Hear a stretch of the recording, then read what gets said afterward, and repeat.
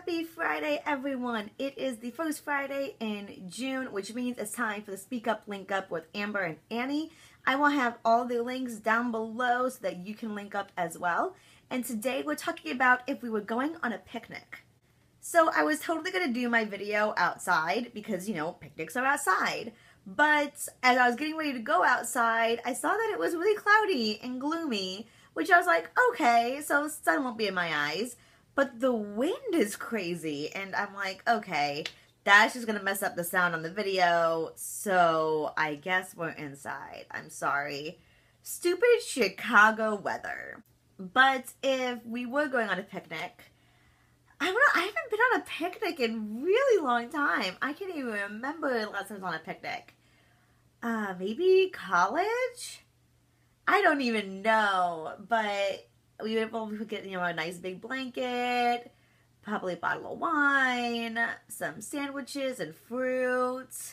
I bring my ukulele, maybe some books for us to read, my iHome so we could have some music when I'm not playing my ukulele. It'd be fun. I kind of wish I lived near the ocean because then I could say we could have our picnic on the beach. But saying our picnic would be on Lake Michigan doesn't sound quite as awesome. So that's what we do on a picnic, but I did want to share with you, as I was thinking about this topic this morning, a couple picnic stories came to my mind that I wanted to share with you guys that I thought would be really, really fun. So the first one is actually weather related because Chicago has crazy weather. When I was 5 going on 6, I was, I'm sure y'all could guess, I was a pretty imaginative, eccentric child. And for my 6th birthday, I didn't want to just have any regular birthday party. I had to have a birthday party that was a picnic with our teddy bears in costume in the middle of July because my birthday's in July. And so my mom, being the gracious and wonderful woman that she is, let me have this crazy picnic with teddy bears in costume outside at the park at the picnic. And so everyone came and they brought their teddy bears. I was actually very upset because I heard one of my friends that had a Barney doll and I wanted them to bring the Barney doll, but Mom put her foot down and she was like, no, you said teddy bears. He's bringing a teddy bear. And I was very upset because I wanted him to bring his Barney doll.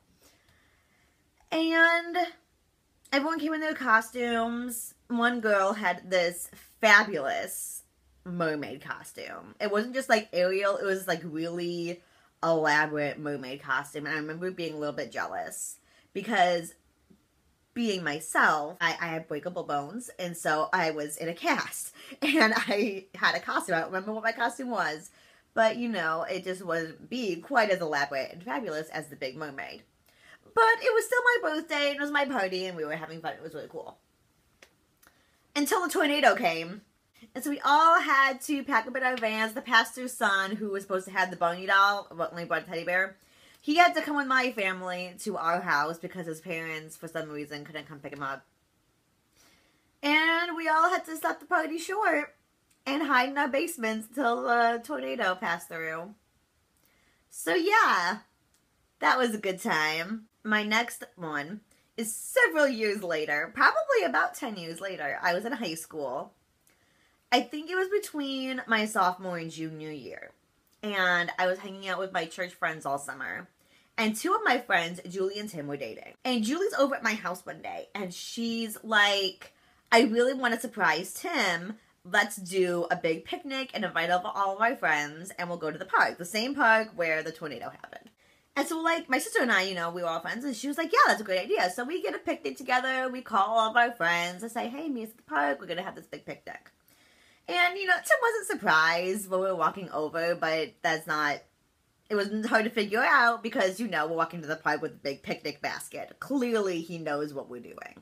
And we get there, and we have such a great time. Like, the guys bring their guitars, they're playing music, we're singing songs, we're just laughing, we're having fun, playing games, you know, being teenagers and having a good time. Well, at that park, we knew at this point in our lives that in the evenings, that park became what was called the candy store. And we decided, it probably wouldn't be a very wise choice to stick around when the candy store is open. So, being the responsible teenagers that we were, we packed up to leave, but we were bummed because we had to cut the picnic short. But then one of our friends suggested, oh hey, the local university, they have a really nice pond. Let's just go hang out there. So we're like, okay.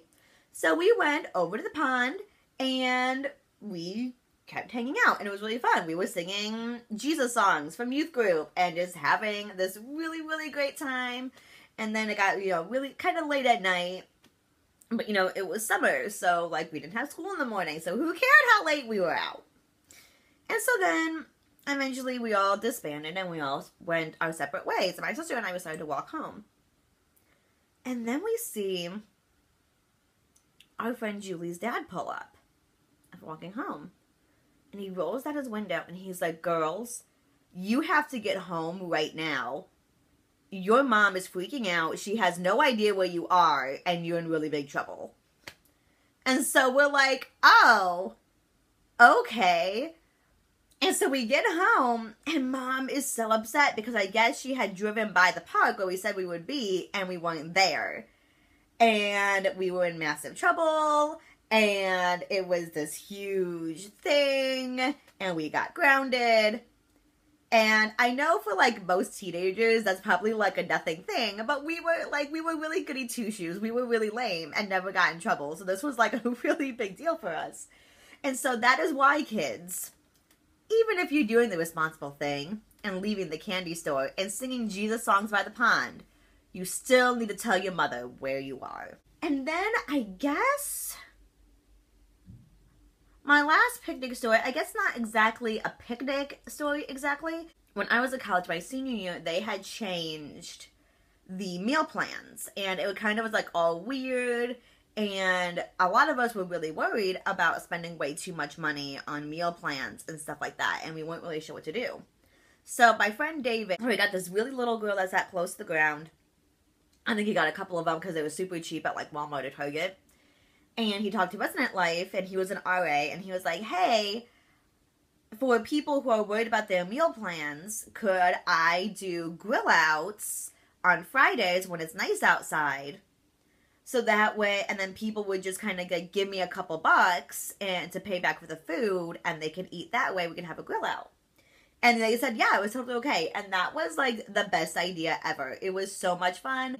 And their building led right out to, we didn't have a quad, we called it the triangle. And so, it led out right out to the triangle, and it was the best. We all would just hang out Friday night, grilling out together. So it wasn't really quite a picnic, but I'm sure some of us had brought picnic blankets and treated it like a picnic. So that was really cool.